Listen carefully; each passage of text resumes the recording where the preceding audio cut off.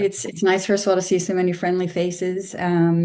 As I know most everyone here, my dissertation was a phenomenological exploration of teacher educator self-efficacy to incorporate social, emotional, and cultural responsive instructional practices within teacher preparation programs.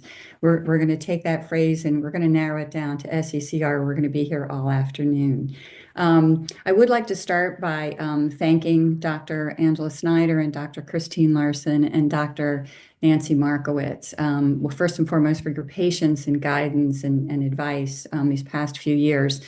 I feel like I got very lucky. I have the dream team. I've heard of stories of other folks, and I am just very lucky that that's not something that I experienced. It has been quite a learning process for me, and I felt very lucky and really grateful to have these three folks on my team.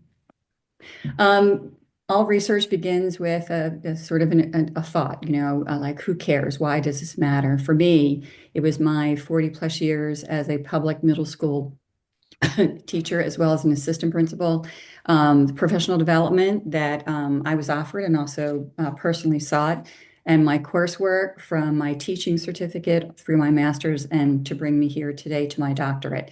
And also implementation of initiatives and programs that where I collaborated with others, whether they were on my grade level team or whether they were within a school itself.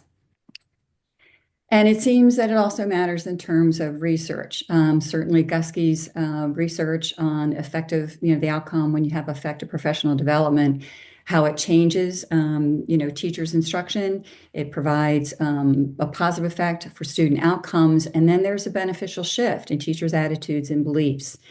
And then when teachers are assured, according to Mitchell et al., that a different strategy or a new strategy is going to be beneficial to their students, either socially, academically, and or emotionally, that their perceptions of the strategy and their basic ability, their sense of confidence to assist their students improves. And I found with the respondents, the participants in this study, that learning about social, emotional, and culture responsive or SECR theories and practices, it is both a personal goal, and they have found and would continue to find effective professional development beneficial to themselves and also to the teacher candidates and subsequently to the students that they will one day teach. I had 5 research questions. The first 2 had to do with how teacher educators describe their knowledge and level of understanding of, first and foremost, the theories of SCCR instruction, and then also how they would describe their knowledge and level of understanding of the practices. Certainly what social, emotional, and culture responsive teaching methods they are using presently, or they've modeled, or they have indeed incorporated within their coursework. It was necessary also to talk about incentives or barriers that they perceive as either encouraging their ability or quite possibly impeding their ability to implement this SECR instruction. And then the largest question is, how do they perceive their self-efficacy to incorporate SECR instruction across all curriculum? My conceptual framework has at the very center the whole goal of implementation of SECR instruction with pervasive without in a comprehensive way within teacher preparation programs. This is a very interrelated and circular and continuous model, and there's no real beginning or end. It could begin with someone's introduction, maybe to an article, some self-learning. It could be their experience in maybe working with a colleague, and how they move from phase to phase to ultimately from their self-efficacy to incorporate more has very much to do with whatever incentives or barriers that they feel are part of this instructional environment. I was very, very fortunate. My respondents were 15 teacher educators from 4 schools of education, 2 of which were public and 2 were private. Of the public and private, 1 was historically Black colleges and universities, again, 1 public and 1 private. In terms of gender, I had 11 females, 2 Black African American and 9 white, 4 males, 1 Black African American and 3 white. The range of years in higher education was quite a span. It was from 1 to 20. Some of the one particular respondent had just been hired. She had actually been on the job only 4 months. The median years was something like an 8.5 years. 6 of the respondents were from public universities and 9 from private. And again, when it comes to their university ranking, their responsibilities, it ranged from 5 lecturers, 4 assistant professors, 2 associate professors, and 1 program director who had recently taken on a new role at her university, but she had been an assistant professor. My data collection was within semi-structured interviews. It was conducted from September to December 2024. That time period is going to be somewhat influential as I kind of walk through this defense. I'll talk more about that in a little while. The interviews lasted anywhere from 60 to 90 minutes via Zoom. They were transcribed using Otter AI. My interview protocol was 11 questions, and I used a suggested protocol by Cresswell, Kruger, and Casey. And it included, sorry, we have chiming clocks, and sorry about that. And it included, obviously, beginning with introductory questions, moving on to transitional questions, the very key questions, and then closing. I was quite intentional. I wanted to make sure that there was alignment from my research questions to my conceptual framework, my interview questions, and then the anchor competency framework. So we're going to spend a little bit of time looking at the anchor competency framework, which, thank you, is from Drs. Markowitz and Buffard. So let's take a couple of minutes just to look at this. The framework has it obviously its very center goals, very specific goals. It moves out from there in terms of the influence of context, such as family, community, socio-political, moves out again to developing the lens. And then the focus for the interviews really were that next level, the anchor competencies. There are 7 of those. The anchor competencies are more the what of the instruction. And then the final circle that you see there, those are examples of teacher moves. Now, there's a cluster of teacher moves, which are the how of these anchor competencies. And you can see that there are 3 per anchor competency. Let's take a look. My questions 1 through 4, those are introductory to transitional questions, and they really centered around the respondents' educational backgrounds, their professional responsibilities, any experience they had with SCCR content or instruction.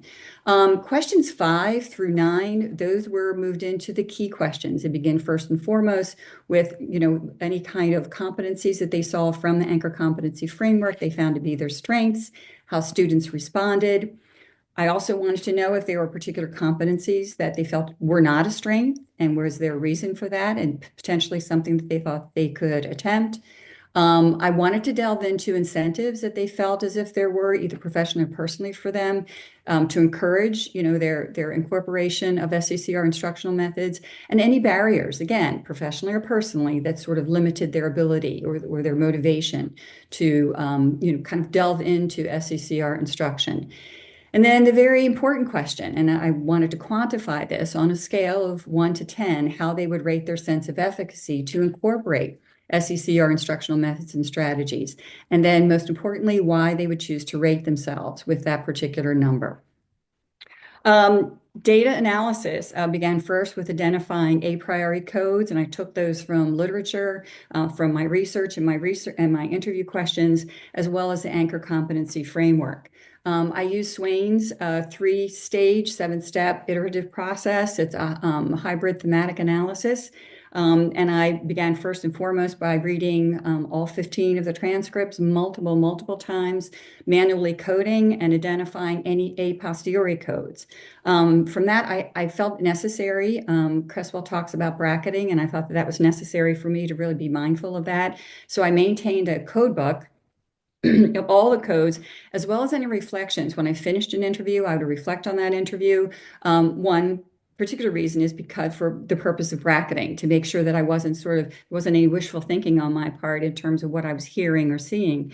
And then also to help to refine the interview process as I moved along. The bank of codes continued to sort of expand a lot. So to help me with that, for each transcribed document, I actually created a matrix for each one, and I separated out their responses, verbatim responses, according to the question. So that gave me some flexibility to actually analyze all the responses to question 3 or question 8 or whatever. I will say that Swain tends to use the terms like themes and codes rather interchangeably, and I understood that, and that I felt comfortable with also doing the same thing. I will say for me, themes tended to be sort of more global, or sort of like the overall topics of things, and then codes oftentimes were subtopics of those. I continued to cross-reference, all data sources, and it resulted in a thematic compilation, by the way. Once I had that, and I had ultimately the number of themes, which tended to be a little over 30, and then codes, which were around 80, it gave me an opportunity to actually use Deduce as a qualitative research tool. And then I could tag respondents like uploaded transcripts and literally go line by line. And I already had the codes and could quickly, obviously, tag them. And that helped greatly in terms of kind of amassing how many people thought this or this under this particular code or this particular theme. I started I guess, in my reporting and my findings. I chose to present the outcomes of research question 5 first. And that was obviously, respondents' assessment of their self-efficacy to incorporate SCCR instructional methods. I have to say, I was pleasantly not surprised at their responses. Their self-efficacy scores range from 3 to 9 with a mean of 7.6, a median of 8. Most assess themselves. In fact, 66% assess themselves at a median score of 8. And actually, they were 8, 8.5, and 9. I had one individual who he scored himself well below the mean. In fact, he scored himself as a 3. And while I was very quick not to, kind of suggest otherwise, I kind of let people explain how they felt in those particular circumstances. I really felt his responses were very in earnest, that he wanted to do better and wanted to learn more. I had one individual who chose not to quantify her self-efficacy, other than saying that, her definite strength was at modeling effective instruction, which is actually part of the framework and it's part of developing the lens. The scope of how and what they learned, about the theories was enlightening. It was enlightening.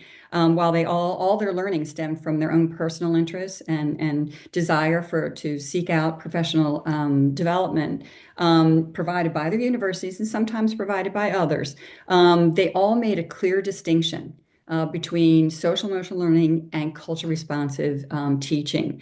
Their descriptions of both were quite distinct, and there were some overlap, but by and large, they saw them as sort of like different entities.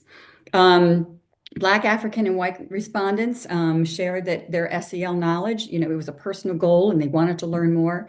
Many had already had PD and they wanted to continue to understand the theories. I found that there were a number of white respondents that actually used the phrase diversity, equity, inclusion, DEI, synonymously when they were talking about culture responsive teaching theories. Kind of continuing on, culturally responsive teaching, it was neither a personal goal nor a focus of professional development at all for any Black African American respondents and faculty of the HBCUs. They felt as if that was the cultural lens of their faculty, and of the university itself. Both Black African American and white did say, a few said that their knowledge of SEL was very limited, or that they had no training, or it had sort of been kind of a hit or miss. It seemed somewhat incomplete. And then for a great many, their knowledge of SEL or CRT theories, for some, it was actually related to their specializations in terms of their content, what they taught. Were they TESOL? Were they reading? Or were they special education? The findings for what practices they used on SCCR instruction, it mirrored obviously those of the SCCR theories. the majority of respondents expressed that they were quite intentional about incorporating SCCR practices within their coursework and with a desire to know more. Again, there was a differentiation between the knowledge of SCCL or SEL and CRT practices. And again, that always went along the lines of what their coursework was, what was their specialty as teacher educators. The phrase, well, it's just part of what we do, it's sort of woven throughout the coursework was something that I heard on several occasions. And then parallel observations about from HBCU faculty about their practices in terms of being culture responsive instruction, that it was always based on their university missions and visions. And for them, it's sort of already baked into, it's not what they do, it's more about who they are. Research question 3 got down to the specifics, and that was, what were the methods and practices that they were using? What were they presenting, or what were they modeling? And again, using the framework, and it was used obviously to, as a springboard, is kind of ground our discussion, and to facilitate our discussion about their instructional practices. Again, there's 7 competencies with related teacher moves that emphasized, again, not just the how, but also the what, like how do we do this? I want to take a look at for you to take a look at this again, because in this particular case, in asking them, kind of what their strengths were, overwhelmingly, respondents shared that their strengths, first and foremost, was building trusting relationships. There was no question about that. And then in descending order, it was creating community, promoting collaborative learning, fostering self-reflection, fostering growth mindset, and then cultivating perseverance. Of those 7 or all 7 competencies, there was only one that was actually seen as a strength by only 3 respondents, and that was responding constructively across differences. And that was also discussed in terms of the teacher moves also. Another observation I found was that they tended to use the terms about competencies and the teacher moves almost interchangeably. They may not say building trusting relationships, but they would see, well, developing rapport, you're nowhere, without that. Or I believe in setting and monitoring goals or examining biases. In addition to asking them what their strengths were, I thought it was important for them to kind of explore what their sense was. What was the response from their students in terms of the efforts they were taking to incorporate these practices. And again, overwhelmingly, it was so very, very many positive expressions in terms of supports and assurances. And those range from the guidance and the collegiality that students felt, sometimes within their cohort, and certainly from their mentor teachers, if they were in a PDS, but from their supervisors and their other content teachers at the university level. They also talked about using things such as their students appreciated their use of reflections or inventories, and it could be about anything from the content, a particular classwork assignment that they had, or the coursework. Someone kept an actual composition book, nothing online, an actual composition book for the entire course. And how rewarding that was that they, and again, this goes to assessments, their students felt as if that they were being assessed because they demonstrated mastery and growth. And it wasn't all about the syllabus and how many assignments did you finish and what were the grades for those. As one teacher educator said, I'm all about them finding joy in what they're doing. And another appreciation that they felt their students expressed is that because they provided their students voice about everything, resources, text, they could have had some conflict maybe about a particular reading or something that the teacher educator was using. Because the teacher educator was open and willing to stop and pivot and do something different, that the response from their students, from their teacher candidates, was overwhelmingly positive. In terms of concerns, there were really just 2, and they were really based more on the teacher candidates themselves. They felt as if maybe they were specific about SEL, not so much about culture responsive teaching, except that does have to do with the personal biases. They felt as maybe, the teacher candidates felt as if that their job was about the content, getting the content out to their students. And that SEL was really not their responsibility. They couldn't figure out how that fit in terms of, why is this important, And the other was that they found that there were several instances where they had their students, their teacher candidates were struggling with their own personal biases. So sometimes how the instructional practices were being presented or the things that we were being sort of stressed within the coursework, they felt as if there was some resistance by their teacher candidates themselves. Um, Again, we've talked about strengths, and how students responded to those. I also had to ask them, what of all of the competencies, what are the ones that seem to be the most challenging for you, or it's just not just intrinsically a strength for you. And it was fascinating because I listed all of the strengths and how many said yes, etc. When I got to challenges, it was the absolute inverse of strengths, with responding constructively across differences noted by most of them.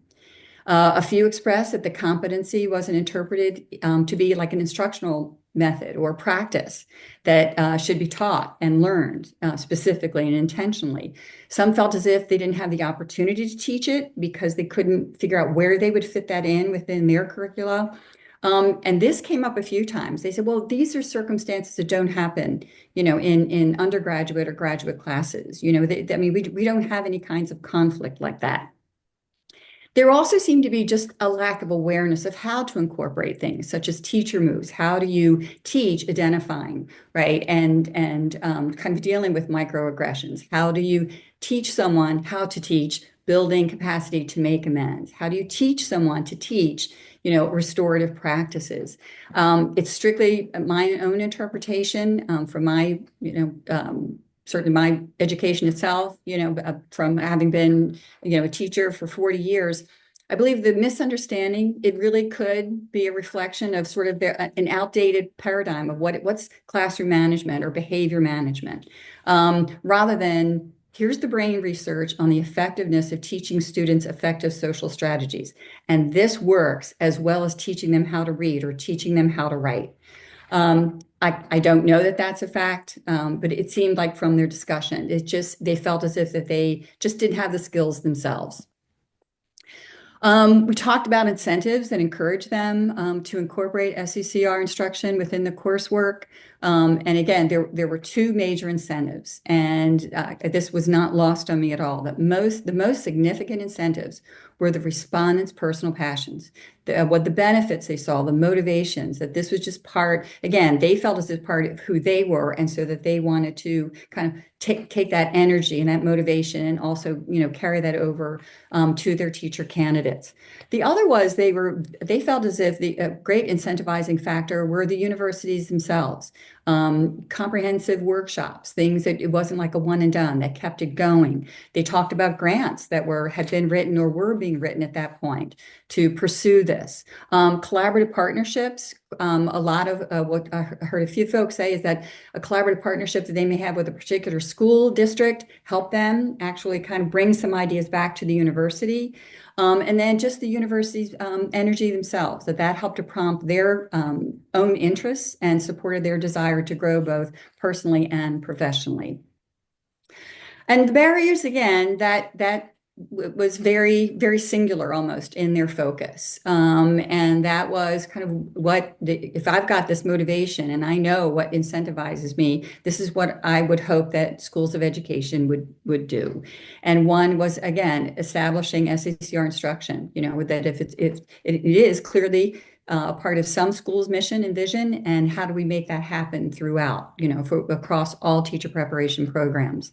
And kind of understanding the scope and necessity for comprehensive training of SECR theories and how do you incorporate those practices within all coursework. As one person said to me, well, if it's good for the School of Education, wouldn't it also be good for the School of Engineering? I said, yes, but we'll have to tackle that. That's another study. We're not tackling that today. And one thing that was expressed, and much of this was just sort of their acknowledgement from the university of just kind of how they're dealing, the affective impact. And they were talking about such circumstances long before COVID and during COVID and post. The sense of burnout, a sense of just being tired. There's a lack of time. They talked about the difficulty of shifting from like a full semester to 8 weeks of synchronous and asynchronous learning. Increased workload, people's hats have changed, their responsibilities have changed, and they haven't lessened. Attrition. And again, as I said, this can't be lost on anyone in terms of when I interviewed them from September to December, sort of the cumulative effect of the socio-political climate. In terms of the discussion, it's certainly my findings. I feel as if supported my conceptual framework, as if, the motivation can keep going. It's like you're keeping the fire burning so long as there are incentives along the way and not barriers. And that if professional development or self-directed learning about SECR is facilitated at the university level and by the individuals themselves, and their knowledge and understanding will develop. And then motivated to incorporate these SCCR methods and practices, much like Gusky said, is going to help their sense of efficacy and all else, and will likely, it's going to be due to the more positive student outcomes. All respondents stated that learning about the theories and the practices, has been and would continue to be beneficial for their own professional development. And I was fascinated with it. All of them were to identify at least two and usually more anchor competencies and the corresponding teacher moves that they were using presently. They felt as if, well, I have a name for that now. I maybe didn't know what that was previously, but I can conceptualize it now. Also, most of them were able to report how incorporating them elicited positive response from their teacher candidates and culminating in more and stronger self-assessments and a sense of self-efficacy for the teacher educators themselves. And then removing identified barriers and incentivizing SECR instructional practices, it is likely to result in the incorporation of those methods and practices within teacher preparation coursework. I thought, or I'm sorry, is someone talking to me? Sorry. There's a phrase in Doctors Markowitz and Buffard's book about educational ecosystems, and I believe in that. If SECR training is within those educational ecosystems, the universities, it will institutionalize social, emotional, and cultural competencies.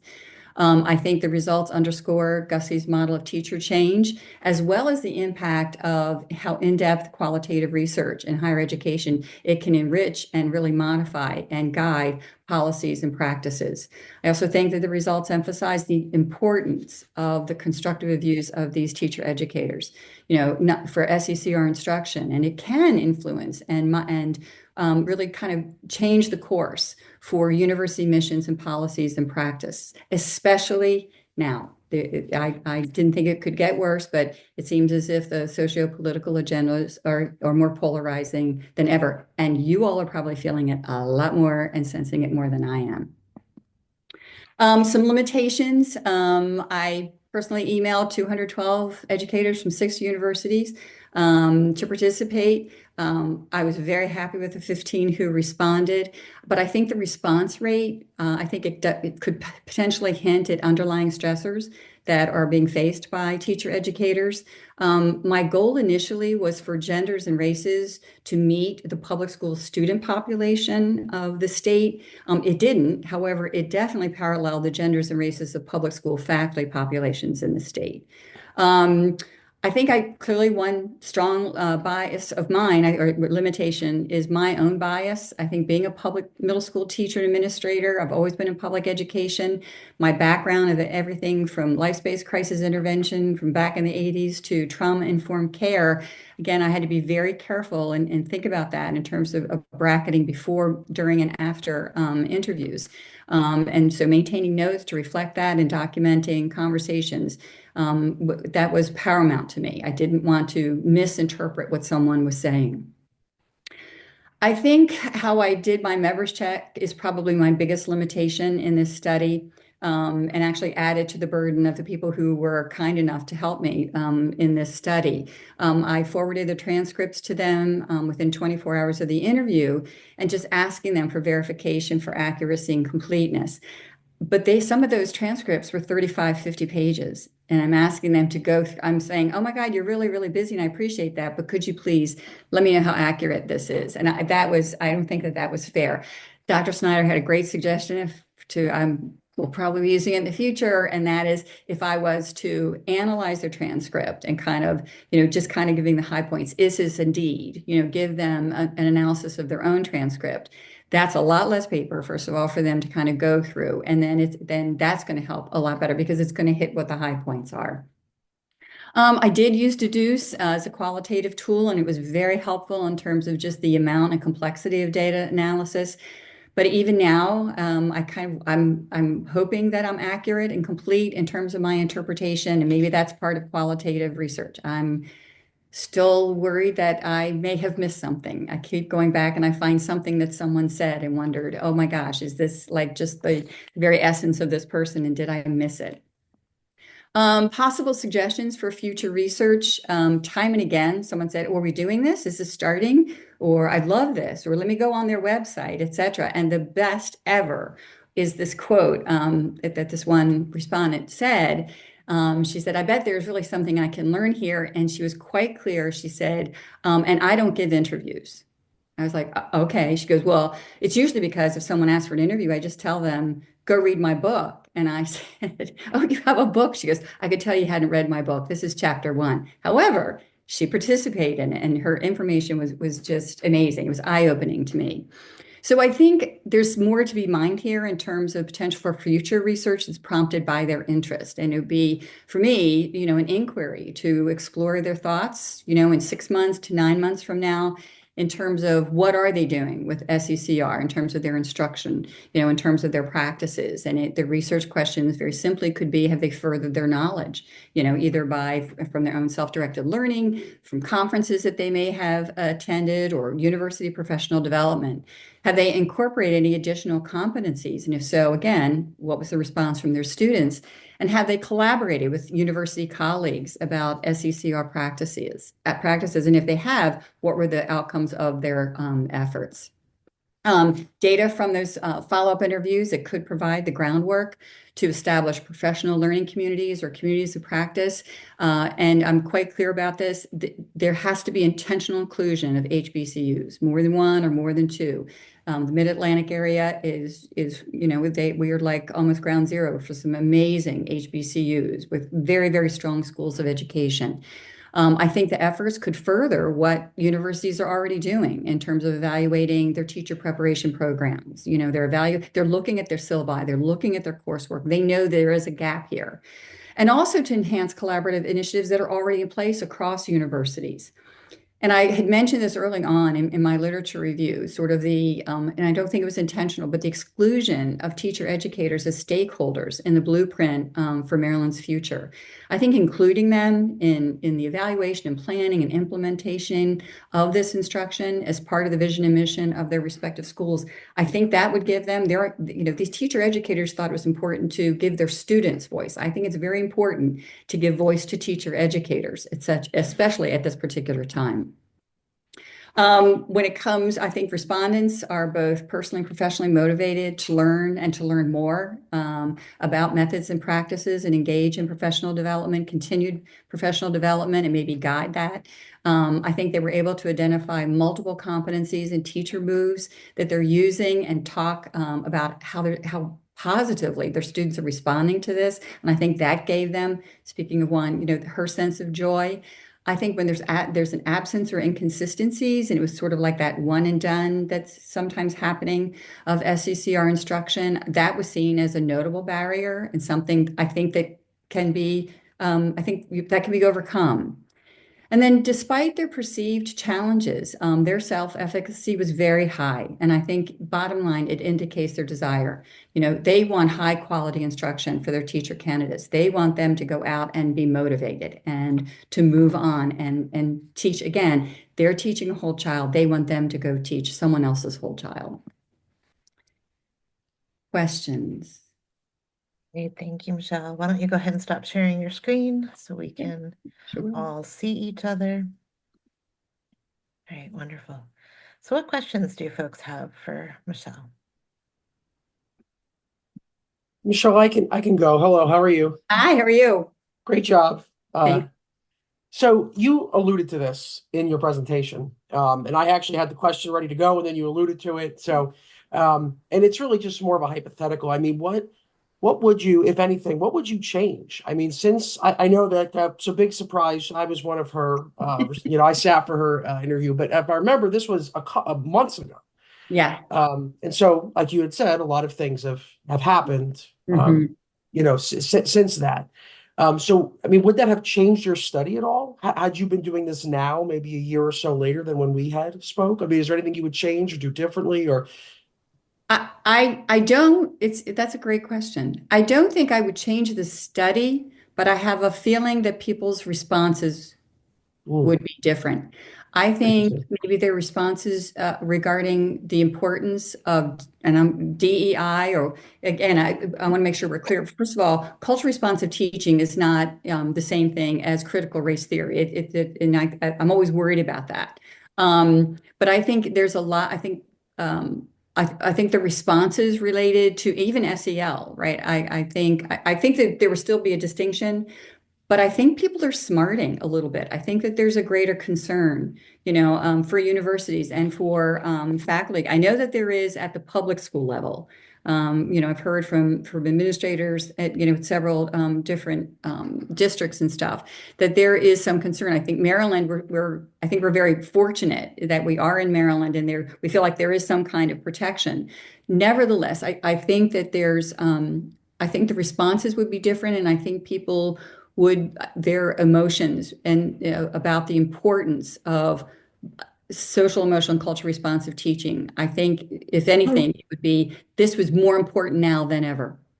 I don't know that for a fact, but it would be interesting with those same 15 respondents to ask them that question, say in, say, 6 to 9 months, and how they feel about things and how are they weathering, are they weathering conflict? Do they feel as if they're constantly defending themselves or their methods? And it really comes down to you're defending your value and your belief as an educator and as a person. Um, and I don't know if I really answered your question. You did, but it sounds like you got yourself a follow-up study. But Yeah. so I keep hearing.